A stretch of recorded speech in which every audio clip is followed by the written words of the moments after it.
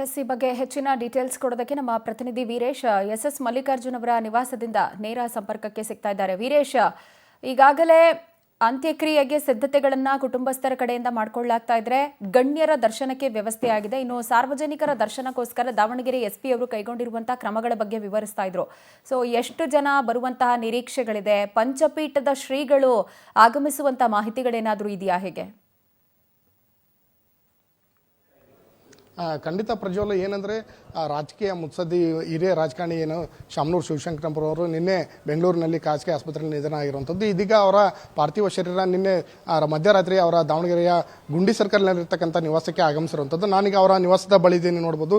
ಅವರ ಆತ್ಮೀಯ ಕುಟುಂಬ ವರ್ಗ ಏನಿದೆ ಅವರೆಲ್ಲರೂ ಕೂಡ ಇದೀಗ ಅವರ ಅಂತಿಮ ದರ್ಶನವನ್ನು ಪಡ್ಕೊಳ್ಳೋದಕ್ಕೆ ಮನೆಯ ನಿವಾಸದಲ್ಲಿ ಮುಂದಾಗಿರುವಂಥದ್ದು. ಇದೀಗ ನೋಡ್ಬೋದು, ಸಾವಿರಾರು ಜನರು ಕೂಡ ಇಲ್ಲಿ ನಿನ್ನೆ ಮಧ್ಯರಾತ್ರಿಯಿಂದನೂ ಕೂಡ ಅವರ ಅಂತಿಮ ದರ್ಶನ ಪಡೆಯೋದಕ್ಕೆ ಸಕಲ ರೀತಿಯಾದಂಥ ಸಿದ್ಧತೆಯನ್ನು ಮನೆಯಲ್ಲಿ ಮಾಡ್ಕೊಂಡಿದ್ದಾರೆ.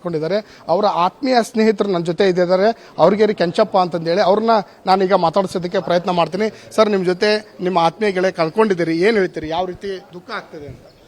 ಏನು ಹೇಳಿ, ಏನು ಅಂತ ಆತ್ಮೀಯರನ್ನ ನಾವು ಕಳ್ಕೊಂಡು ಭಾಳ ನೋವುಂಟದವೆ. ಆದರೆ ಈ ವಯಸ್ಸಿನವ್ರಿಗೆ ಅವ್ರು ಇದ್ದದ್ದು ನಮ್ಮ ಸೌಭಾಗ್ಯ, ದಾವಣಗೆರೆನ ಅದು ಅದೃಷ್ಟ ಅಂತ ಹೇಳ್ಬೋದು. ಅವ್ರ ಜೊತೆಗೆ ನಾವೆಲ್ಲ ಇದ್ದರೆ ಎಲ್ಲರೂ ಕಾಲ ಆಗಿ ಹೋಗಿದ್ದಾರೆ. ಇವರೊಬ್ಬರೇ ಕೊನೆಗೆ ಇದ್ದಿದ್ದು ಅಂದರೆ ಏನು ತಪ್ಪಲ್ಲ. ಇವರು ಮತ್ತು ಇವರ ಆತ್ಮಕ್ಕೆ ಶಾಂತಿ ಸಿಗಲಿ ಅನ್ನೋದಷ್ಟು ಇಡೀ ದಾವಣಗೆರೆ, ಇವ್ರು ಬರೀ ದಾವಣಗೆರೆ ಒಂದೇ ಹೆಸರು ಇದ್ದಿಲ್ಲ, ಇಡೀ ಕರ್ನಾಟಕದ ಒಬ್ಬ ದೊಡ್ಡ ರಾಜಕೀಯ ಮುತ್ಸದ್ದಿಯಾಗಿ ಕೊನೆಗೆ ಹೊರಹೊಮ್ಮಿದ್ರು. ನಿಮ್ಮವರ ಪರಿಚಯ ಯಾವ ರೀತಿ ಆಯಿತು? ಯಾವ ರೀತಿ ಸ್ನೇಹ ಬೆಳೀತು? ರಾಜಕಾರಣದಲ್ಲಿ ಯಾವ ರೀತಿ? ನಾವು ರಾಜಕೀಯದಿಂದ ಬಂದ್ವಿ ಅಷ್ಟೇ, ರಾಜಕೀಯದಿಂದನೇ ಬಂದ್ವಿ. ಅವಾಗ ಚಿತ್ರದುರ್ಗ ಜಿಲ್ಲೆ ಇತ್ತು, ಆವಾಗಿನಿಂದಲೂ ನಾವು ಹಂಗೆ ಬಂದ್ವಿ.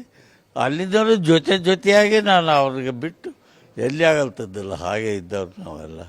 ಅವ್ರ ಮನಸ್ಸಿನಲ್ಲಿ ಏನೇನು ವಿಚಾರಗಳು ಹಂಚ್ಕೊಳ್ತಾ ಇದ್ದಾರೆ, ಯಾವ ರೀತಿ ಕೆಲಸ ಮಾಡ್ಬೇಕಂತ ನಿಮ್ಮ ಜೊತೆ ಹೇಳ್ತಾ ಇದ್ರು? ಇಲ್ಲಿ ಇದೆ ಈಗಾಗಿರೋ ಏನಾದ್ರು ಕೆಲಸಗಳನ್ನ ಕೈಗೊಂಡು ಮುಗಿಸಿದ್ದಾರೆ.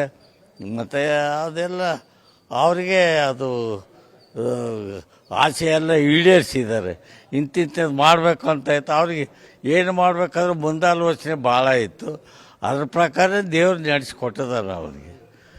ಅವರ ಅಂತಿಮ ದರ್ಶನ ಪಡ್ಕೊಂಡಿದ್ದೀರಿ, ಏನು ಹೇಳ್ತೀರಿ? ಮತ್ತೆ ಅವ್ರ ಅಂತಿಮ ದರ್ಶನ ಪಡ್ಕೊಂಡದಕ್ಕೆ ನಾನು ಅದೃಷ್ಟ ಪಡ್ಕೊಂಡಿದ್ದಾನೆ ಅಂತ ನಾನು ತಿಳ್ಕೊಂಡೀನಿ.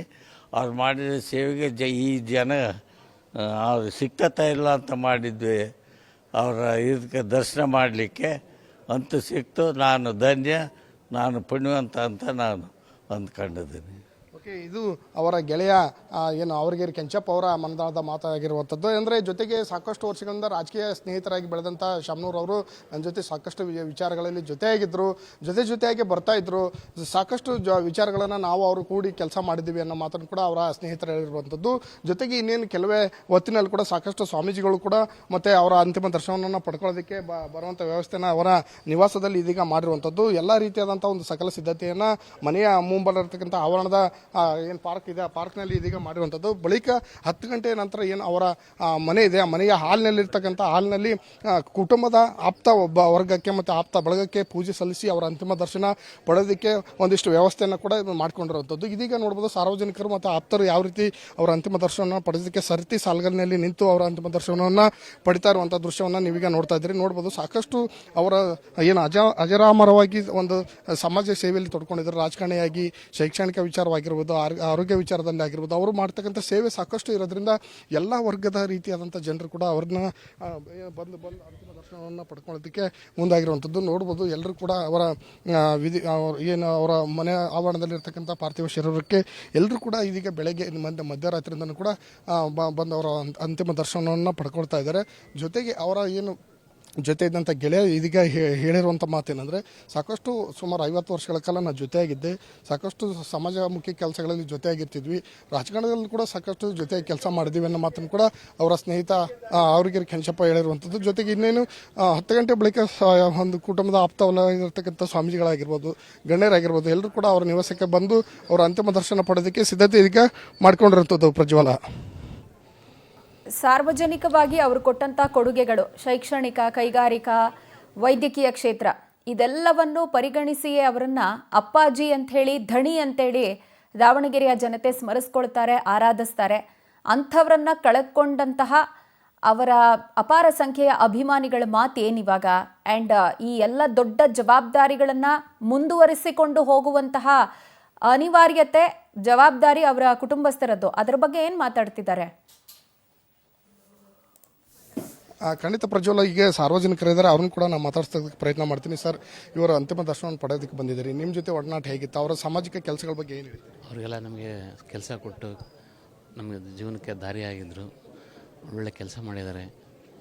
ದಾವಣಗೆರೆಯಲ್ಲಿ ಡಾಕ್ಟ್ರು ನಾವು ಅವ್ರ ಕಾಲೇಜಲ್ಲೇ. ಹೌದು, ತುಂಬ ಜನ ಅವರಿಂದ ಸಹಾಯ ಪಡ್ಕೊಂಡಿದ್ದಾರೆ.